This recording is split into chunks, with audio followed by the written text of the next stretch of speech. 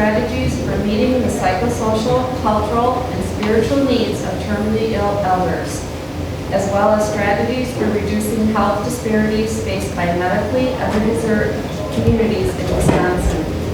Her current projects include developing an instrument to assess the psychosocial, cultural, and spiritual needs of terminally ill elders, gaining a deeper understanding of the wish to hasten death, determining the role control plays in the dying process of terminally ill elders, and exploring the barriers and facilitators regarding the participation of Wisconsin African, American, Native American, and Latino communities in biomarker research. Tracy's presentation today is meeting the spiritual and cultural needs of persons with dementia.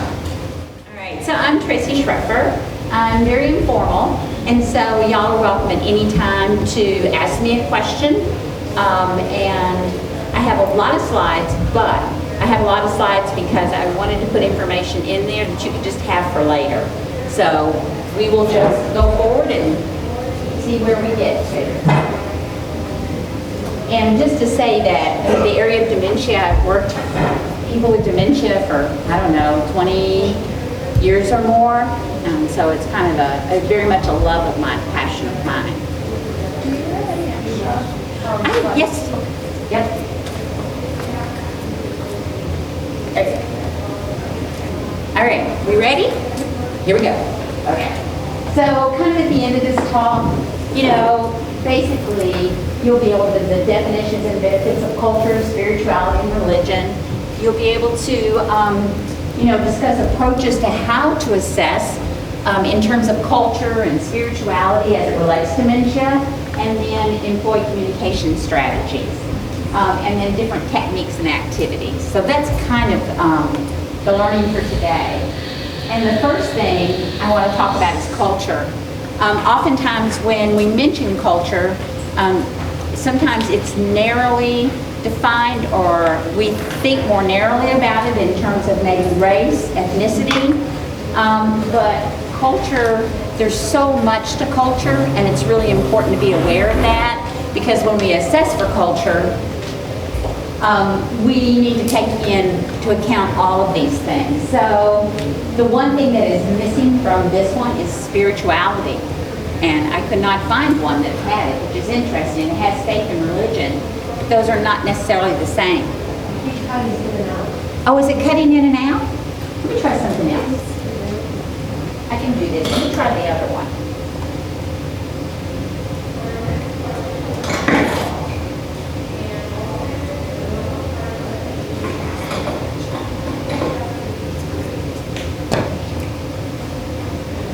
How's that? Much better? All right, good. All right, so, but it is really important when we think about culture to think more broadly, because how we're going to assess and then address the role that culture plays in dementia could fall into any of these bubbles or multiple ones. Spirituality. So oftentimes spirituality and religion are just kind of lumped together, and that's why I like to kind of define it more, because people can be religious and spiritual. People can be religious, people can be spiritual. And so it's good to really kind of understand the differences in that. So spirituality, it is really how we connect in the world. It has to do with our life having meaning, our life having purpose, being able to connect not just to each other, but to, it could be a higher power, it could be lots of things in terms of depending on your culture and what you call it and how you believe. But that spirituality piece is really important. Some people believe in the spirit world, but they don't believe in heaven. Some people believe in heaven and they don't believe in the spirit world. So they're very different things. And then in working with people with dementia, that's really key. And then these are just some things in terms of the spiritual factors. So the purpose in life. So a person's purpose in life, a person with dementia, even if they're further, along in the disease, still this purpose in life, the meaning in life, these are really important things. As is their achievements, their regrets. We think about reminiscence therapy, etc. And I'm going to give you examples of clients that I've worked with along these things. So I'll get into it more. I'm just kind of defining them for now. But life legacy and fear is a big one. So these spiritual factors are really important to consider as well. And then religion, basically, the way religion is defined differently is that it is more in terms of an organization. It's more organized, usually, and it has the beliefs, it has the rituals and the practices, and those are important to consider, but it's different than spirituality. All right. But it's important to think about these because there are benefits of spirituality and faith, and that's what makes it important for us to consider people with dementia. So we know that the cognitive decline can be slower for individuals that have higher levels of spirituality and religious practices. So assessing and encouraging for that is a very good thing. A person's personal spirituality can correlate with their quality of life in Alzheimer's. And then research shows that spirituality doesn't decrease in early stage dementia. And I've actually found that even further along, it doesn't decrease as much as we think. It's more about the fact that maybe someone can't communicate in words to us, but it's still really important. And so how do we assess for spirituality and culture later in the disease? And I'll talk about that as well. I just put this quote in because I thought it was really important in terms of a good example of how religion is important. Gentleman says, as my journey into Alzheimer's progresses, my walk with the Lord grows more precious. I am frightened that the day will come when I will no longer be able to think of God's everlasting promises. Then I will have to rely on my dear friends in Christ to keep me close to our Lord. And that in and of itself is really important because what they're saying is I'll have to count on my caregivers, right? And I have worked with people I've worked with pastors who have dementia and are struggling in terms of challenging behaviors. I know one pastor that I worked with, it was really hard for him because it's really hard for his wife because he became very verbally abusive, and the language that he used, she was horrified, and she said he would be horrified, because of the lack of dignity. But it was that very thing, the fact with the religion, that we were able to work on some behavioral interventions, like for example, not just music, gospel music. When he got to the point where he was agitated, just play gospel music. Handing him a Bible and having that Bible on his lap, he would feel it. And that was really important, gave him comfort. So it is important that we still consider and we still talk about, even when someone's not able to talk to us. Having, if church was important, you can have church service on TV, etc. So I want to talk for a moment about, how we assess for spirituality, because the assessment of spirituality, the assessment of culture, that's important prior to any type of intervention, activity, etc. So this is the question that we want to know when we are looking at assessing for the spiritual. Is or has spirituality and or religion been a resource in the past that helped the individual cope, gave them strength, and or built and supported their resilience?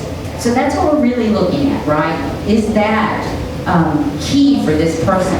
So how do we find that out? How do we assess whether it is or isn't? Sometimes we do have family members, and family members can tell us. Sometimes the person, maybe we've worked with them in the early stages, and we know.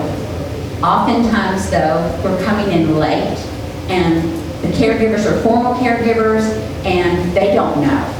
So when people don't know, then there are things that we can do to figure it out. So one thing that we can do is, if there is family or anybody, we can ask about who provided that individual with support, with strength and hopefulness in the past. So who did that? It might have been, it could be a pastor, it could be a curandero, it could be a shaman, it could be lots of different figures, but we need to understand who that is. I'm sorry, this just cuts in and out, it's not me. Yeah, it's just doing it. In handling illness, pain, loss, and change, did the person lean on any particular spiritual or religious practices? And these can be really simple. There was one individual that I worked with, and the practice that they had always used, I was able to talk to family, and the practice that they had always used when they were, before the Alzheimer's had really progressed, was being in nature. And so the person had not been taken out of the facility, and going just outside the facility itself, there were places where there were trees and it was quiet and you could hear the birds.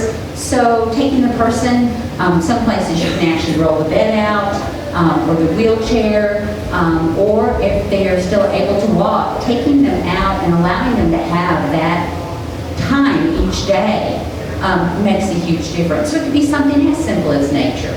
We go to music the most, and I think music is really important, but sometimes that doesn't work because that may not be what was really important to the individual.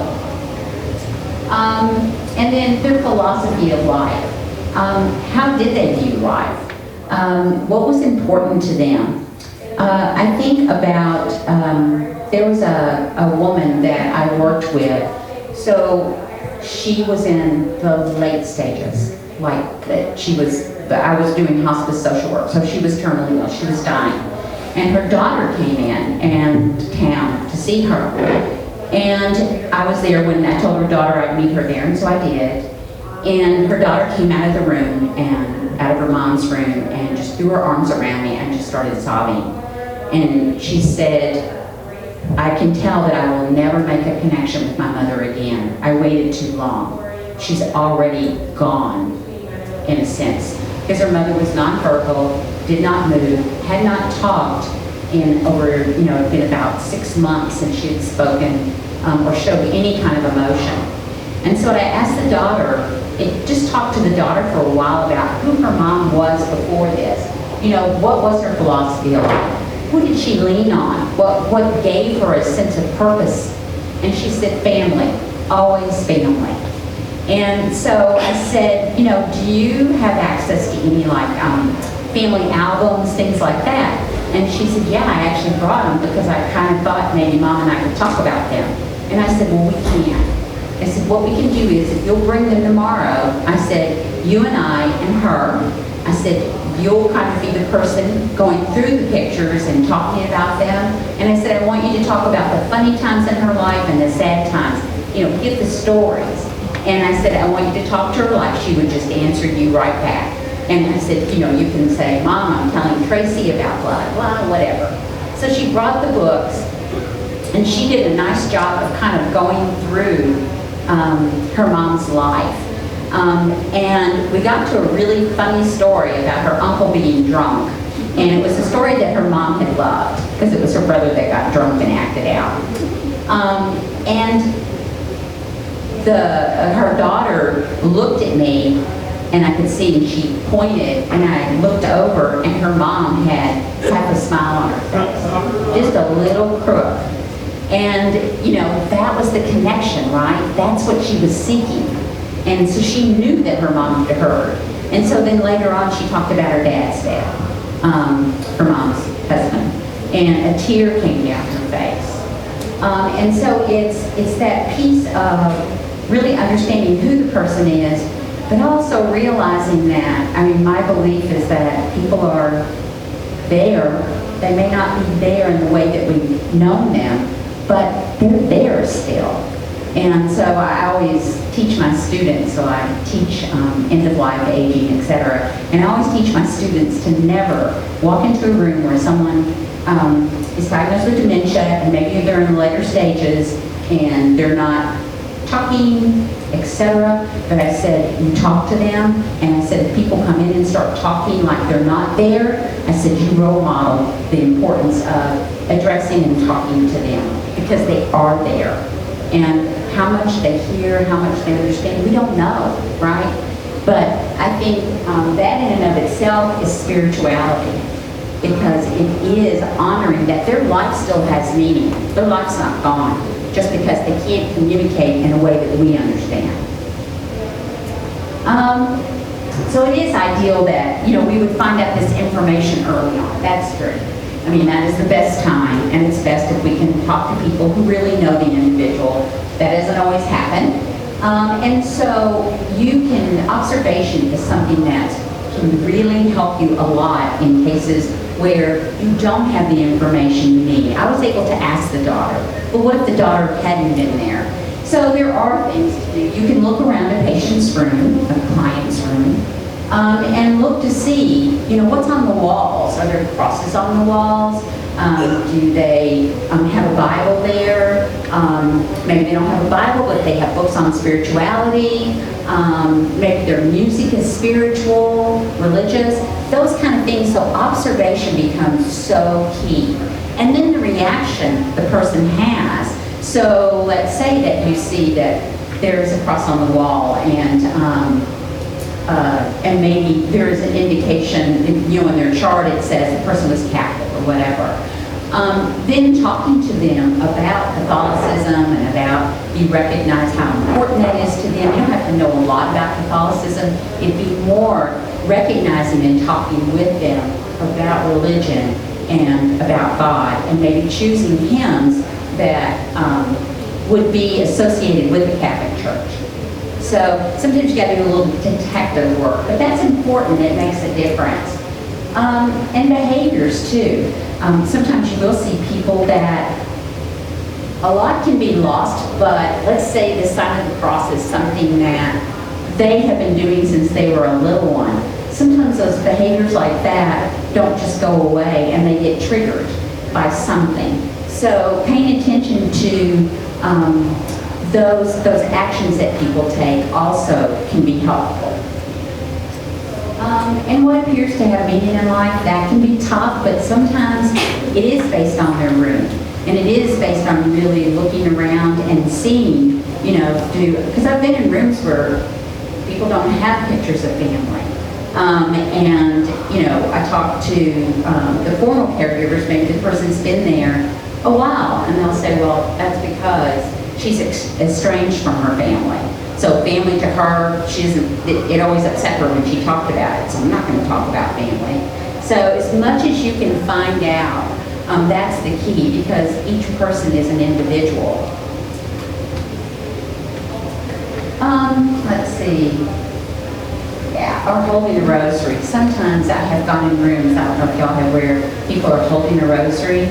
I don't know if someone put it there, but they're holding it. And so for whatever, that can give them peace to be able to do that. So if you know someone's Catholic, maybe that is a thing to look around to see if there's a rosary, and to offer to put it in their hands and see what they do.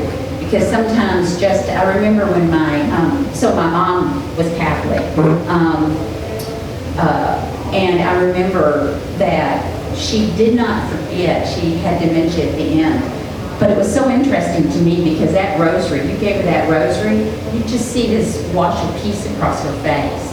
It kind of lessened her agitation. Certain songs that we knew were her favorites, that were in church. So really thinking about the tactile, sometimes that's more important. The senses, you have to figure out which sense is the one that they are going to connect to. So it could be the tactile, it could be the hearing, the music, it could be the seeing, it could be, tasting, a lot of different things. So just being aware of that.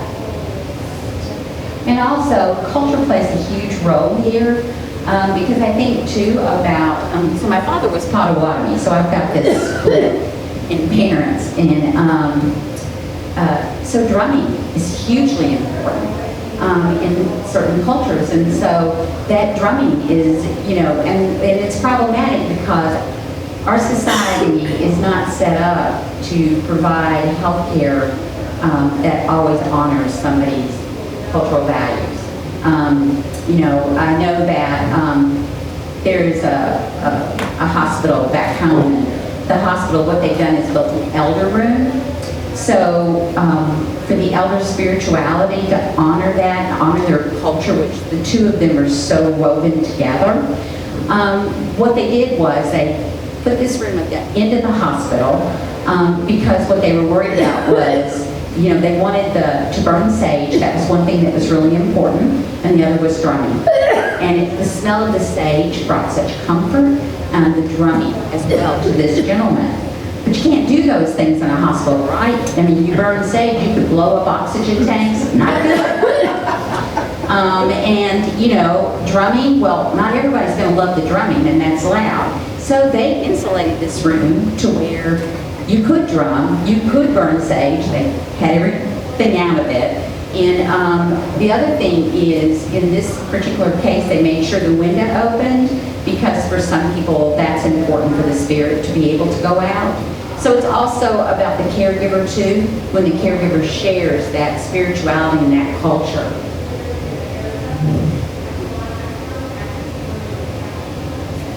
Okay, so I put this in here just for y'all, because I think the other thing that is so helpful, and I talk with my students about this all the time, is that we have to know ourselves before we work with clients or with others.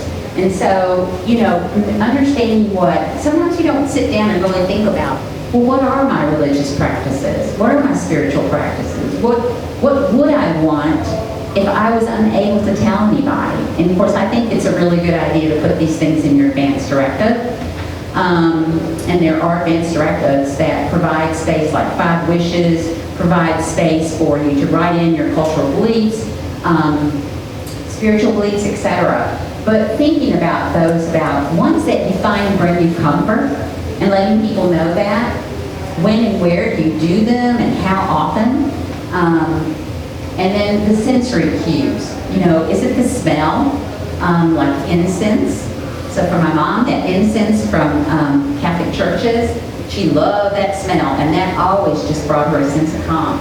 So thinking about what are the practices, and what do you want caregivers to know? So even though many of you, maybe all of you, are working with people who have dementia, thinking ahead about yourself, and about if you could not communicate what you needed, it's good to do it ahead of time. So this is just a reflection for you to think about. So, are we good in terms of the spiritual? Any questions? All right. When I'm teaching in class and my students don't have questions, I always threaten to either sing or dance. Both are bad. So then I got a question. Okay, so now the cultural assessment. What is it we want to know in terms of culture? And it really is often hard to separate culture from the spiritual, because they very much are interwoven, but it's also important to do, because not all of them are. So this is what we want to know here. Is there information we need to know about the individual's language preference, trauma they may have experienced, and values and beliefs and practices? So those are the things that we would want to assess in terms of a person's culture. So, how do we do that? One example I want to give, I work a lot with the Hmong community, and I have lots of Hmong students, and I have a Hmong student now who's interviewing elders in the Hmong community around what they would want at end of life and those kind of things. And so we talk a lot about language. And in this case, there's no word for dementia in the Hmong language. I am not going to say what that says. I tried and she told me to stop it. She said, you can just point. So I'm pointing.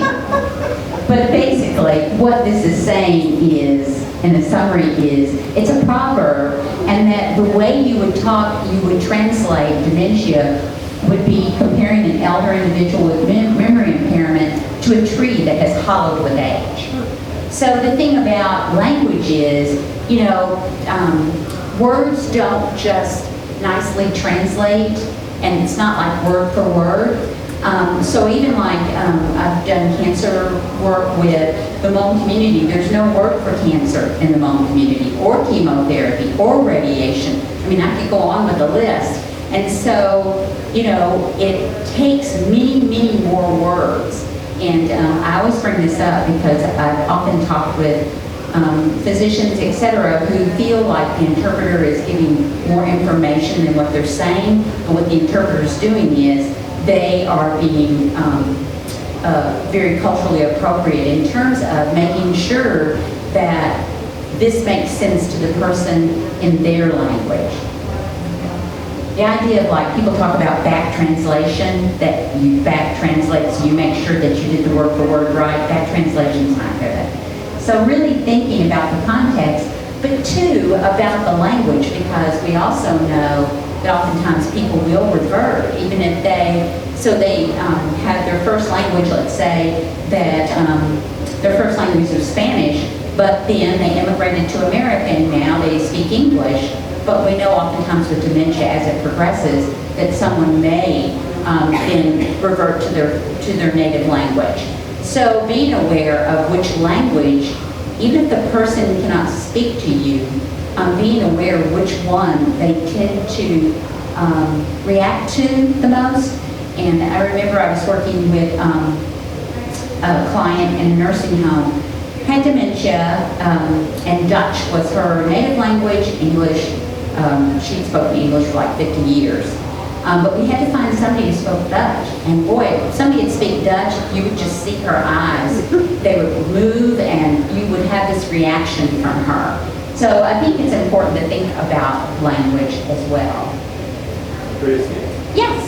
Yesterday I had the experience. Here, let me give you. Thank you. Yesterday I had the experience of working with a Korean, and simply I said thank you, just one word, and he stopped and in broken English said thank you for speaking Korean to me. It connected. And little things like that do, because most of the time, or a lot of the time, culture kind of gets swept aside when anything to do with medical, whatever, and so that acknowledgement of culture can be so important. Yeah. I also want to talk about trauma. Trauma is a really important thing to consider when working with older adults. And with trauma, there's two types of trauma, probably more, but I'm making this really, I mean, there's more, but just kind of making it very simple for this talk, and that is not because y'all are simple, but because I have such little time. That sounded really bad. I'm making it simple for you. Okay, so personal, and that is that something traumatic has happened to them. So for example, I had a client that I was working with, and they said, you know, we don't know what her deal is. She's just so calm. She had dementia. She's just so calm. And then until, you know, Mike goes in and gives her a sponge bath, and then she just freaks out. We don't know what to do. She starts punching. Well, in talking, we were able to talk with her family, etc. She had been sexually assaulted when she was young. We got a woman to come in and no longer have men do it, and we didn't see that. So there can be personal trauma. Sometimes we don't know, but sometimes just paying attention. If touch is upsetting, if that seems to have any negative reaction, then don't touch anymore, right? So trying to figure that out. The other is the generational trauma. This is also really important. In generational trauma, that can be due to any horrific event. It could be, I'm going to say slavery, genocide, war, colonization, any of those. And I'll talk in a moment about, I'll go into more of intergenerational trauma. So oftentimes when I have that slide, people say, slavery? Are you saying in the U.S.? And yes, there is some slavery in the U.S. when we have trafficking, etc. But what I'm talking here is about intergenerational trauma. Sometimes it's worded as historical trauma. What we know now, so if you haven't studied this, you can look at epigenetics. So epigenetics is a kind of a new, not new, but it's new to many people in terms of looking at the impact that trauma has on our genes and how that impact on our genes then biologically when we have children that we can pass on those genes that have reactions to trauma. So oftentimes people will say to me, you know, so that happened a long time ago. It didn't even happen to that group, you know, whether it's the Holocaust or slavery. I get these all the time. People get really aggravated and say, you know, they need to let that go. Beyond the fact that there is still tons of discrimination, there is this genetic component. And so we have, first of all, nurture. And so generations can pass on the effects of trauma. It could be that the effects of trauma are, I think about Native Americans in boarding schools. They were taken off, this was in the 1800s and up to later in the 1900s, taken off reservations, put in boarding schools, their haircut, any of their culture, everything stripped away from them because they were going to take the savage out of the man and make them white men. And the trauma of that was these kids didn't see their parents again. Many never saw their parents again. The trauma of having your child taken away, and then the trauma of being placed in a boarding school where, you know, who you are is taken away. And you're told you're wrong if you speak your language. There's a lot of abuse in the nursing home, sexual abuse, physical abuse, verbal abuse. And there is a video that you can go online if you want to watch. This is part of the name of it. Spirits don't speak English, but it's basically talking about for many Native people, you know, if their language is gone, how do they talk to their spirits who speak Cree or whatever the language is, and they can't speak it anymore? But it really gives you insight. So epigenetics are really important, and oftentimes what it is it changes the gene to where, in terms of how we respond to trauma, such that a response to trauma, maybe I haven't experienced really any kind of big trauma in my life, but maybe my ancestors did, and the way I react to trauma made me think about one of the issues. And I work with the tribe, so I'm not saying anything negative. One is alcohol, and they know that that is still a residual issue from when, of the boarding schools, etc., when that culture, because the culture was what gave their life meaning. It's what they valued, it was who they were, and that was taken away. So when we think about working with people with dementia, we really need to consider trauma. Because we can have the impact of PTSD, kind of like the woman I told you about who just freaked out when Mike was, you know, bathing her. Depression, anxiety, can be fear and panic, and you think, why is this person getting all upset and everything? Why are they punching people? We don't know what a trigger was, and that's what we would need to learn, and I'll talk about that. I wanted to give you an example, and y'all probably heard of this, that particularly in California, there were a lot of the Holocaust survivors, and they were in nursing homes. And nursing homes were not prepared for what happened, and what happened was that the Holocaust survivors were triggered. So that was personal trauma that had happened to them, and they were triggered by the nursing home. One, they thought they were back in the camps because of the nursing home, the way it was, people dressed in, you know, white, all of that, loud noises in the dark. They would get really agitated when they were taken to the shower. You know, all of this, having lights out instead of having lights on. And so they were really thrown. They were not prepared, and so there's been quite a bit done on this now. So this is kind of an example of a trigger.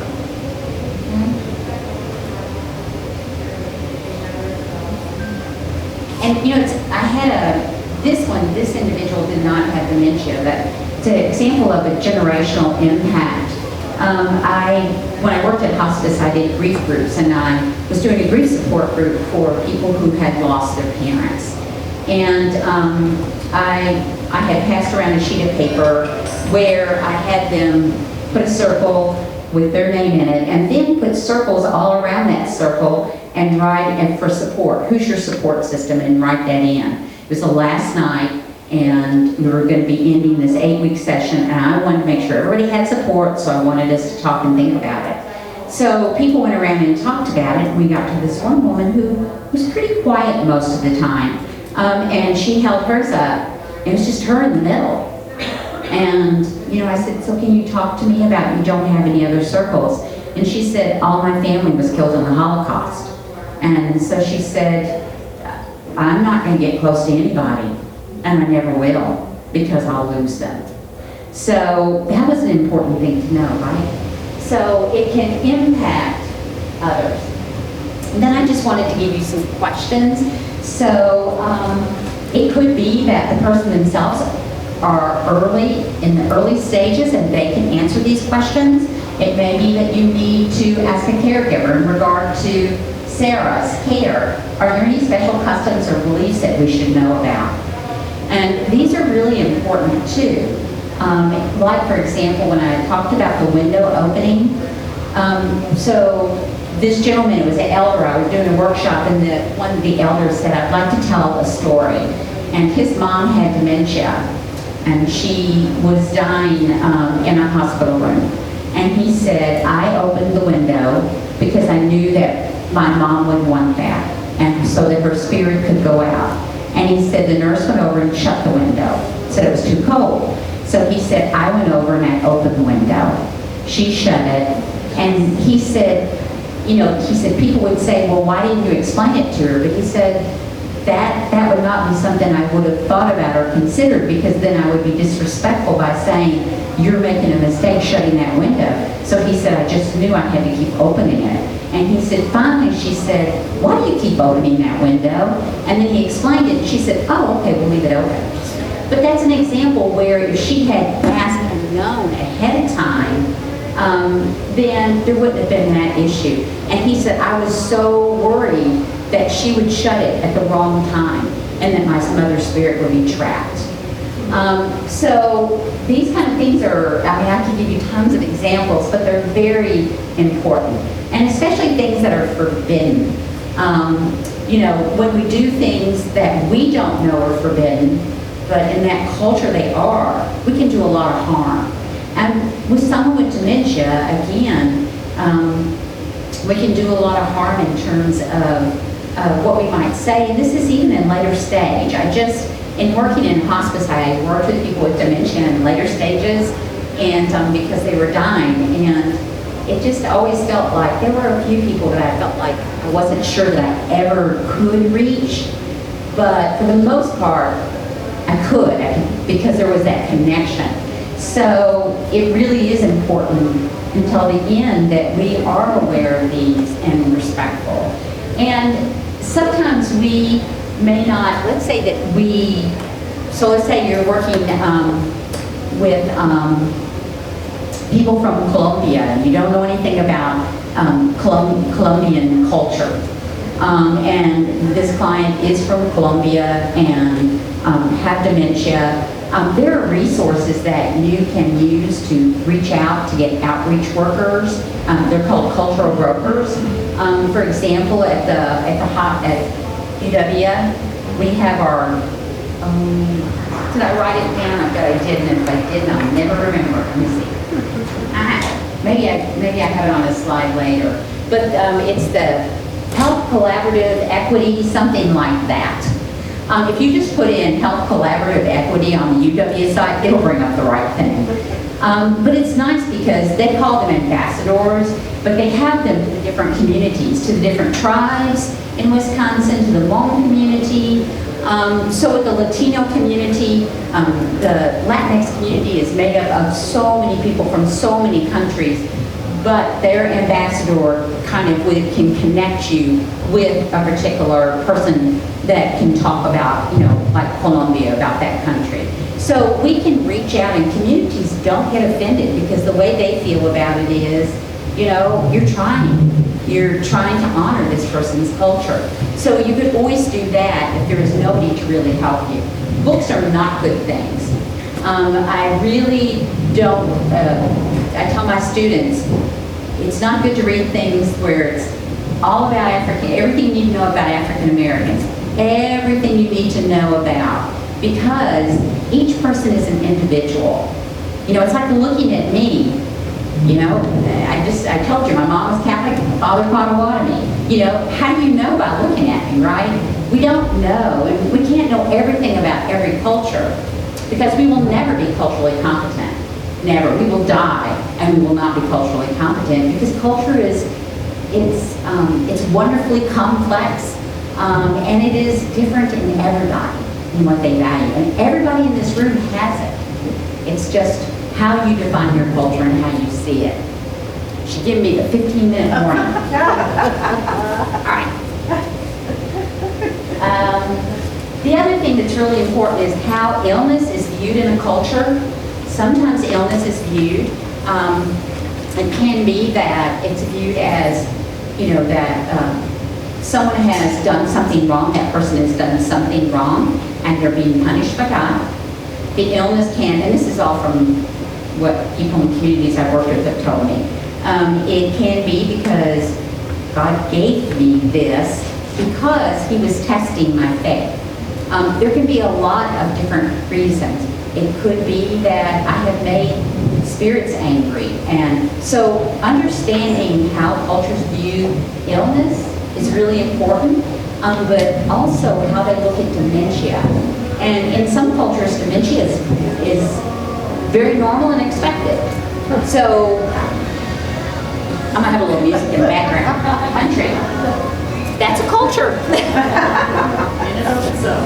Yep, you betcha. Okay, so approach, I'm going to go through some approaches in communication. Y'all may know these things, but I just think it's important to always remind ourselves.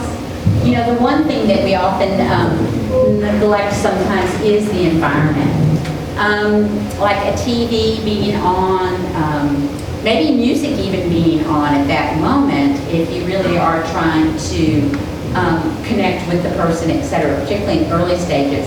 As much as you can get rid of all the noise and the fluff, that really helps. And oftentimes, so what I would do is I would tell an elder, in early stages, I would say, you know, I can't hear very good if there's other noise. Do you mind if I turn off the TV? And that way it didn't hurt their feelings. Can y'all still hear me okay with the country music going? All right.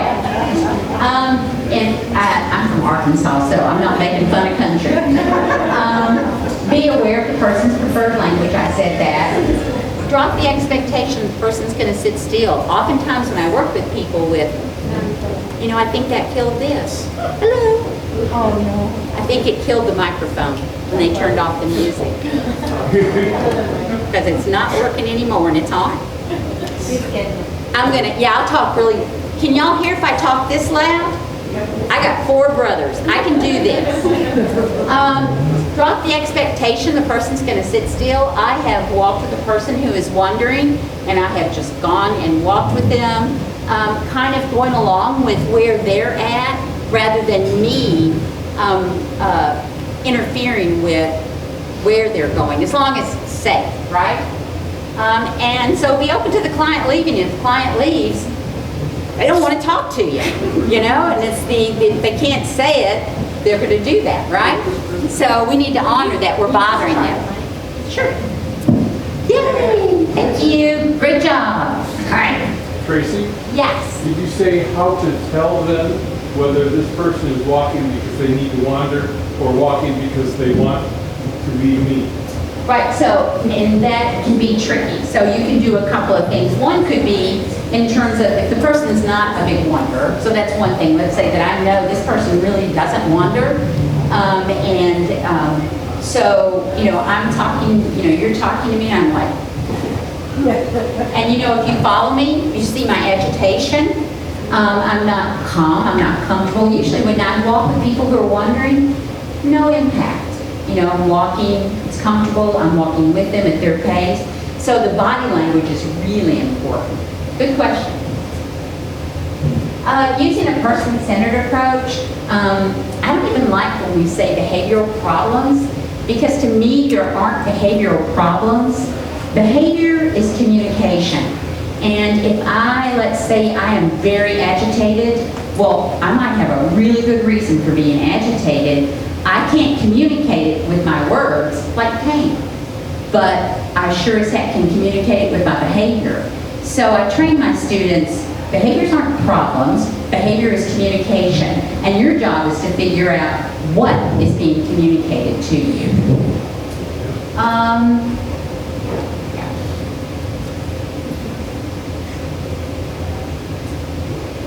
The other thing is, it's placing the person at the center, and we all know about that we accept that person's reality and that we don't argue about, for example, if I'm at the nursing home, I have dementia and it's 5 o'clock and I say, you know what, it's time for me to go home, everybody. My kids be home from school, I need to make dinner. If you say to me, now you know your kids are grown up, you know you don't live somewhere else, you live here, that's going to agitate, right?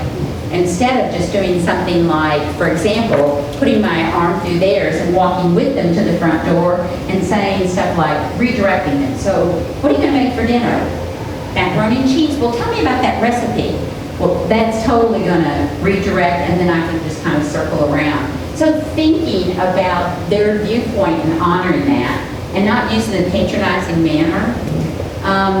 So I'm getting that now that I let my hair grow out gray. Oh my gosh, I got people that come up to me and say, do you need any help? I want to whack them. And I don't think that changes just because you have dementia either, right? Because you're not being respectful. They're not, and when people call me honey and sweetie, so except down in Arkansas, it's just what they do. I just have to let it go. Use really short, simple sentences. And when you're asking questions to learn, keep them really short. The shorter, the more simple. Don't ask open-ended. And nonverbal is really important because that may be what they're really reading. Maybe they don't understand what you're saying, we see this too when part of that not accepting reality, or people will say that, I know when I say things that are wrong. It's my dementia, and I can tell because my caregiver gets this look on her face, she gets really mad at me. And so that awareness, it's there early on, but I believe that it continues to. And we don't know enough to know, so I always err on the side. So that nonverbal, I think, is really important. Using the person's name as often as possible, and always using your name when you see them. Pictures, other visual cues. I'm not rushing the person, so you're talking to me and I'm trying to get the word out. Don't give me the word, let me just struggle with it. Value silence, signs, and pauses. And some of my students will say, so I went on a visit today, I just kind of sat there with her, we listened to music for like 30 minutes. I don't think that's social work. And I said, no, it's exactly social work. I said, was she calm? Did she seem content? And she said, yeah, she seemed really happy. She even grabbed my hand and held it. I said, then that's social work. You're doing a great job. So silence, awareness, demonstrate active listening, being genuine, making eye contact, except if you find the person does not make eye contact back to you or seems irritated that you're doing that, it could be that it is cultural. It could be that it has to do with trauma. So if looking them directly in their eye is in any way you see them getting upset, you need to stop that and look down. And avoid vague words and colloquialism. So when I'm working with people, I have to be really careful because I do still carry a lot of the Southern words. I say fixin' to instead of preparing to. And, that's a colloquialism. I've had students ask me what fixin' to means. So I don't need to be using it when I'm working with clients, right? So really thinking about these things that just come out of our mouth that, we've been saying all of our life. And that, it can make them feel frustrated that they don't understand it when really you wouldn't expect it. Okay, some approaches. So this is a really good article if you want to read more on spiritual reminiscence. This is a great strategy. There are different approaches to spiritual reminiscence.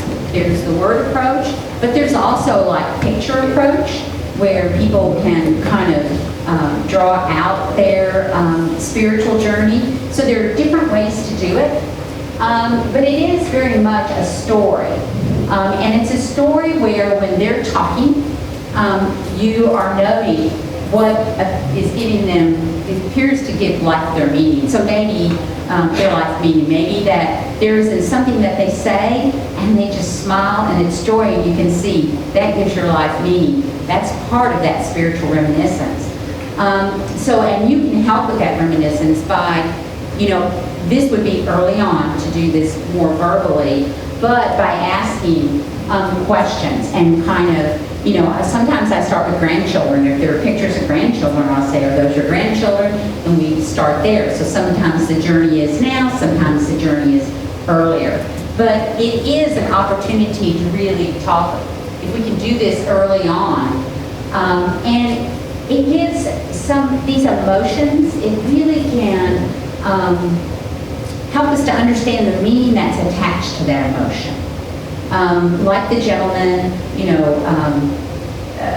someone being agitated, whatever, understanding what it is that might upset someone, whatever that is, can really help us in terms of understanding that. So the more we know about their life purpose, life meanings, all of those things that are important in religion, the better. And so that article really does provide ways to do that. And the thing is our listening, when I say listen, we often immediately think of words, but listening can be listening to emotions too. And oftentimes even people that don't have dementia, your words may not reflect your emotions. Somebody that says, no, I'm not mad, I don't know why you think I'm mad. Well, the facial expression, have you ever had somebody say that and look like that? Well, the facial expression is clear, they're mad, right? So things don't always match, but most communication across the board, 90% is nonverbal. And that's what we need to pay attention to. And when I teach my classes, I'm always watching my students' bodies because sometimes their faces are just flat. But I can tell, are they with me? Are they agitated? Are they bored? I see more of that in their body language than I'm going to see in their talking to me. Because maybe they're going to, and this is true when I work with different cultures, if they don't know me, they don't trust me, then they're not going to tell me. And I have to really look at their body language to really find out how they're reacting to something that I say. Storytelling, and this is the thing, the example I gave you all about the albums, pictures, they say they're worth 1,000 words. They are really, really helpful. Oftentimes, pictures that bring great joy if someone's bedridden, you've probably seen this, you can put them on the ceiling, blow them up and put them on the ceiling so that when they're laying in bed, they get to look at these pictures that mean a lot to them because maybe in their culture, family is so key. And who is their family? It could, we know in the GLBTQ community that family is usually family of choice. And the vast majority of care provided to people in those communities is by family of choice. It is not by family members. There's quite a bit of research on that. So it's important to kind of think about all of these are representative about culture. Music, keepsakes, photos. And then, I was going to check, oh shit, where am I at? 1 minute. All right, so this is the part where I thought, you know what, I'm putting this stuff in here because I always tell too many stories and I don't get to this. But these are religious activities that can be very, very helpful. And remember, there may not be that verbal communication in the participation, but it's helpful. And I'll tell you, one of the biggest, we are so surprised in research, intergenerational. Now, not always, because they're not all older people love kids. right? I've been told that by older people. I don't like kids, so don't have them around. But we know that intergenerational is really helpful. These are other ones where we can use the TV. Just participating is so important. These are different activities to kind of honor culture. I think about the farm culture. I worked as a hospice social worker in a farming community, and I needed to know that culture. And because so much of the values and the beliefs and what brought them joy, we had a garden out back, and the people who, with dementia, who were still able to get about and stuff, they loved going to that garden. They've been farmers. So, and the military too. That in and of itself is a culture. So broadening that. And then I put in art, music therapy, etc. Just different things, and all this I put in here. And I'm just going to close real quick with this, and that is that I think that I wish everybody had training on, of course, and y'all probably do too, because you probably have that training on how to work with people that do have dementia, how not to see behaviors as problems, but as communication, and the joy of connecting and working with individuals. And now I'm 65 and I'm thinking, I want people to get trained and be ready for me. I'm one of those old So thank y'all. Does anybody have a question? And I know we're out of time, but you can ask it now or you can come up and ask it after. I did a fabulous job. Nobody has questions.